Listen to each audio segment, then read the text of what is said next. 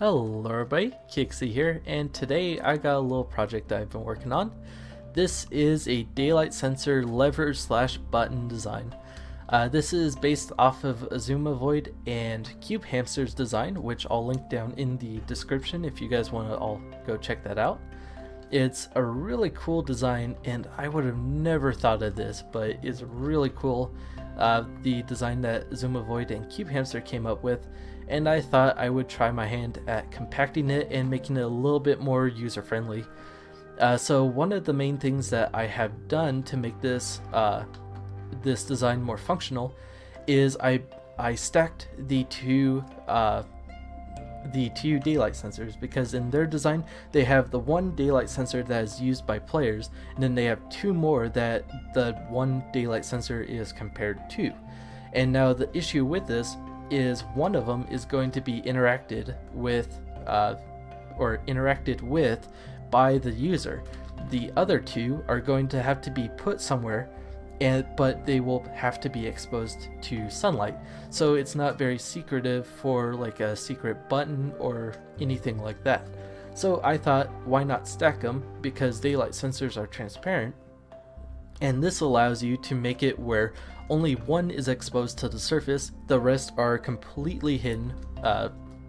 They're just completely hidden, and it makes it much more secretive, and you could use it for secret buttons and stuff like that. And then the other thing I did was I was able to compact it down. I think it's close to half the size, but not quite. The one that actually compares to their design wasn't quite half, because I had to add a dual edge detector, which makes it a button. This design right here is a lever, so you can see if I right click on this, it turns on, and if I right click on it, it turns off. So that is basically a lever, because you pull a lever, it's on, you pull a lever, or you push the lever back off, and it turns off. Now for this one, you can see if I pull it, it pulses on for a little bit, and then if I pull it again, it pulses back on. And so that one is more compared to a button, which is the design that Xisumavoid made. So these are my two designs right here, and I wanted to say that I'm probably not going to be making a tutorial for this. I just wanted to kind of talk about it a bit, but if you guys need me to, I could make a tutorial.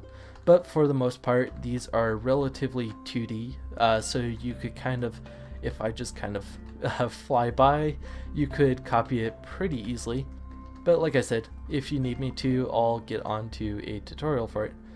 So how does this work? One thing that I was trying to work on was get rid of as many of the daylight sensors as I could, so I actually got the design down to 2. And also the transition from day to night is relatively seamless. It's actually really cool how close I got it to seamless. So you can see if I right click this, one torch is on, one torch is off, and you can see the light does not flicker whatsoever when it switches. And there you see the two torches swapped, and you can see the light hasn't changed whatsoever, and it is still toggleable. So that's how it kind of switches over, so that's kind of cool.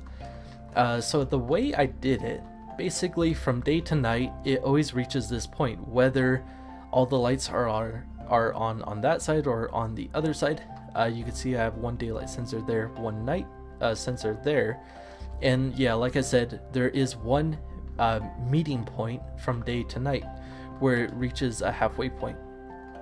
So what I did is, when it reaches that halfway point, which is one block to the right, what I did is I counted the blocks, so you could kind of tell it's 1, 2, 3, 4, 5, 6, 7 on either side. So when it passes from 8 to 7, whether it's a daylight sensor or a night sensor, I'm able to detect that.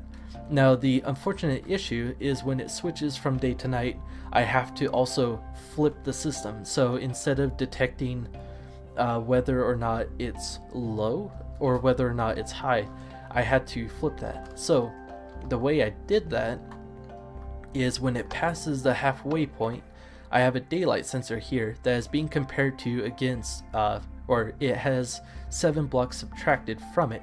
So as soon as it hits that halfway point from 8 to 7, If it goes from 7 or below, it will actually shut off completely, and if it's 8 or above, it will actually turn back on. And that's because I'm subtracting 7 from it, so it has to be above 7 to be able to turn on.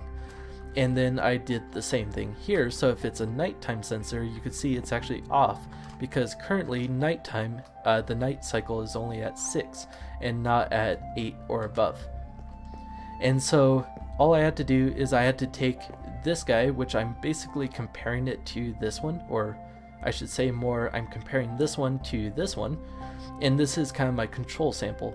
So the way I do it is I have a comparator here that is on, because currently daylight cycle is above 8 or higher.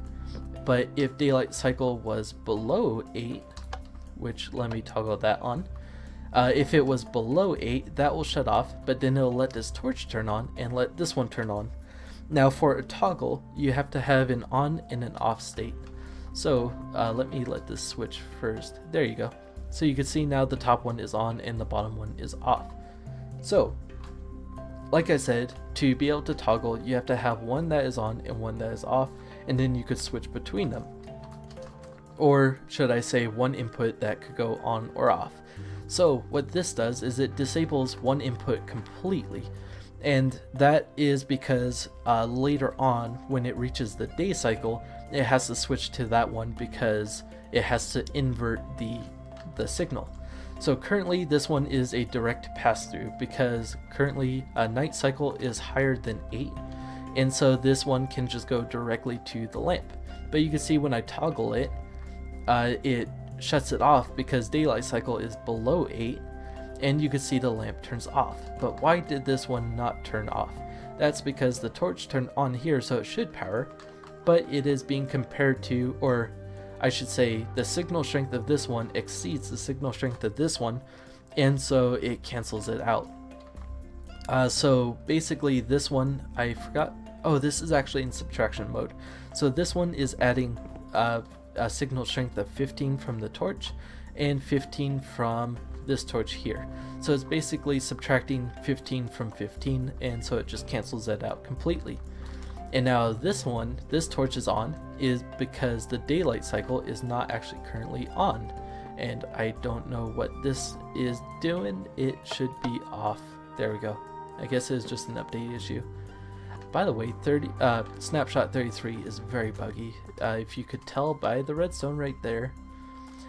So yeah, like I said, it will flip these. So now you can see when I right click this one, for the lamp to be on, the bottom one has to be powered, and then if I right click it again, it has to be unpowered.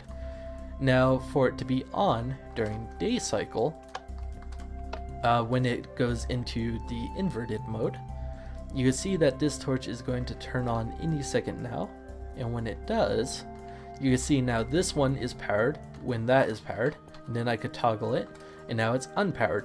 And so it's, I know it's kind of hard to explain, and I'm probably doing a really bad job at explaining it, but you could kind of see how it has that toggle where I have the night cycle toggle is down here, the day cycle toggle is up here, and then this is basically just the lever that turns it on and off.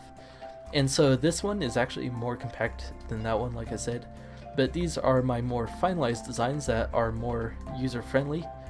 And the reason why I say they're more user-friendly is because you could hide them much better.